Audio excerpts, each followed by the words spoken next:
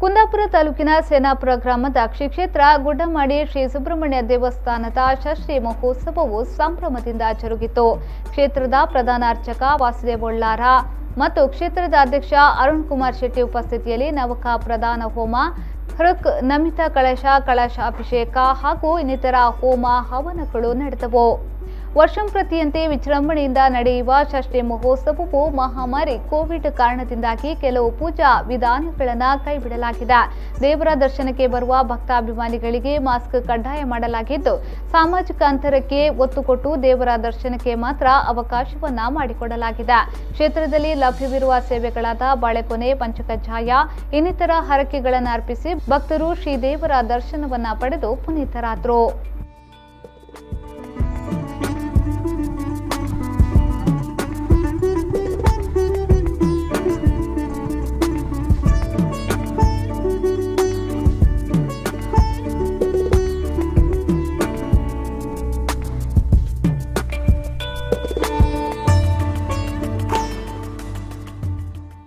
ಗುಡ್ಡಮಾಡಿಯಲ್ಲಿ ವರ್ಷಂಪ್ರತಿ ನಡೆಯುವಂಥ ಷಷ್ಠಿ ಉತ್ಸವ ಮತ್ತು ನಾಗಮಂಡಲೋತ್ಸವ ಈ ವರ್ಷ ಧಾರ್ಮಿಕ ಆಚರಣೆಗಳು ಭಾಳಷ್ಟು ವಿಜೃಂಭಣೆಯಿಂದ ನಡೀತಾ ಇದೆ.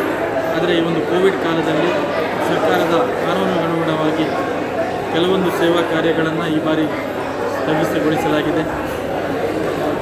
ಸಾರ್ವಜನಿಕರ ಮತ್ತು ಇಲ್ಲಿಗೆ ಬರುವ ಭಕ್ತಾದಿಗಳ ಆರೋಗ್ಯ ದೃಷ್ಟಿಯಿಂದ ಮತ್ತು ಸುರಕ್ಷತೆಯ ದೃಷ್ಟಿಯಿಂದ ಈ ಕ್ರಮವನ್ನು ಕೈಗೊಂಡಿದ್ದೇವೆ. ಆದರೂ ಕೂಡ ವರ್ಷಂಪ್ರತಿ ನಡೆಯುವಂಥ ಧಾರ್ಮಿಕ ಆಚರಣೆಗಳು ಅದು ಈ ವರ್ಷ ಕೂಡ ನಡೀತಾ ಇದೆ. ಈ ವರ್ಷ ಕೆಲವೊಂದು ಅಡಚಣೆಗಳು ಸಾರ್ವಜನಿಕರಿಗೆ ಆಗಿರ್ಬೋದು. ಇದರ ಬಗ್ಗೆ ನಾವು ಕ್ಷಮೆಯನ್ನು ಯಾಚಿಸ್ತಾ ಮುಂದಿನ ವರ್ಷಗಳಲ್ಲಿ ಮತ್ತೊಮ್ಮೆ ವಿಜೃಂಭಣೆಯ ಗುಡ್ಡಮಾಡಿ ಷಷ್ಠಿಯನ್ನು ನಾವು ನೋಡುವಂತಾಗ್ತದೆ ಅನ್ನೋ ಒಂದು ಮಾತಿನೊಂದಿಗೆ ನಿಮಗೆಲ್ಲರಿಗೂ ಧನ್ಯವಾದವನ್ನು ಅರ್ಪಿಸ್ತೇವೆ.